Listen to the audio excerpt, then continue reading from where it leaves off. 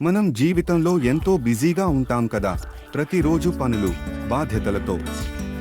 మనం మన పని, సమస్యల గురించి ఆలోచిస్తూనే ఉన్నాం. కానీ ఒక కథ వినగలరా? ఇది ఒక సన్యాసి మరియు రైతు గురించి. ఒక పల్లెటూరిలో రవి అనే రైతు ఉండేవాడు. అతను చాలా కష్టపడి పని చేసేవాడు, కానీ ఎప్పుడూ అశాంతి, ఆందోళనతో ఉండేవాడు. ఎప్పుడూ పనికి తలమునకలై ఏదో ఒక సమస్యతో ఒత్తిడిలో ఉన్నాడు. కానీ అతనికి అర్థం కాలేదు, ఎందుకింత కష్టపడినా, ఏం సాధించకపోయినా ఎప్పుడూ మనస్సు ప్రశాంతంగా లేదు. ఒకరోజు రవి పొలంలో పనిచేస్తున్నప్పుడు అతను ఓ పెద్ద వృక్షం కింద సన్యాసి కూర్చుని ఉంటాడు. సన్యాసి గాలిలో చల్లదనం ఆస్వాదిస్తూ, పక్షుల కూత వింటూ ప్రశాంతంగా కూర్చుంటాడు. ఇది చూసిన రవికి కోపం వచ్చింది. ఎంతమంది కష్టపడి పనిచేస్తున్నారో, కానీ ఈ సన్యాసి మాత్రం ఇక్కడ వృక్షం కింద ప్రశాంతంగా కూర్చున్నాడు అని అనిపించింది.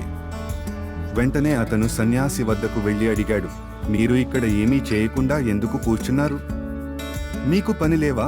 సన్యాసి మురిపిస్తూ అలా నవ్వాడు. నేను ఒక ముఖ్యమైన పని చేస్తున్నాను. నేను ప్రతి క్షణాన్ని ఆస్వాదిస్తూ ఈ నిమిషాన్ని జీవిస్తున్నాను. అప్పుడు రవికి అర్థం కాలేదు, ఇది ఎలా సాధ్యం? నాకు ఎంతో పని ఉంది, ఎప్పుడూ ఆందోళనలోనే ఉంటాను అని అన్నాడు. సన్యాసి రవిని కళ్ళు మూసి కూర్చోమని చెప్పాడు. మొదట్లో రవి చాలా చికాకుగా అనిపించింది, కానీ కొద్దిగా ప్రయత్నించాడు. అతనికి అప్పుడు గాలిలో తేమ, చెట్ల చప్పుళ్ళు, పక్షుల కూతలు వినిపించాయి. అతని మనస్సులోని ఆలోచనలు కాస్త తగ్గాయి. అతను కళ్ళు తెరిచి ఒక కొత్త అనుభవాన్ని చూశాడు. సన్యాసి నవ్వుతూ చెప్పాడు, మనస్సు ఎప్పుడు గతం, భవిష్యత్తు గురించి ఆలోచిస్తూనే ఉంటే మనం ఈ క్షణాన్ని అనుభవించలేము. ఈ క్షణంలో ఉండి ప్రతి పనిని ఆనందంగా చేయడమే ధ్యానం. అది నీ మనస్సుకు ప్రశాంతతను ఇస్తుంది. రవి ఆ రోజు నుండి ప్రతి క్షణాన్ని పూర్తిగా ఆస్వాదించడం నేర్చుకున్నాడు. తన పనిలో కూడా ప్రతి చిన్న విషయాన్ని ఆనందంగా చేయడం మొదలుపెట్టాడు. ప్రతి క్షణంలో సంతోషాన్ని కనుగొన్నాడు. అదే సన్యాసి చెప్పిన ధ్యానం.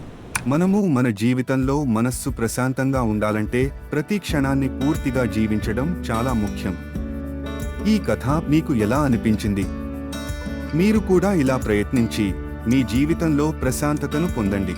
ఇలాంటి మరిన్ని కథల కోసం మా ఛానల్ని సబ్స్క్రైబ్ చేయండి. మీ అభిప్రాయాలను కామెంట్స్లో చెప్పండి. మనం మనశ్శాంతి సాధించి సంతోషంగా జీవించాలి. ధన్యవాదాలు.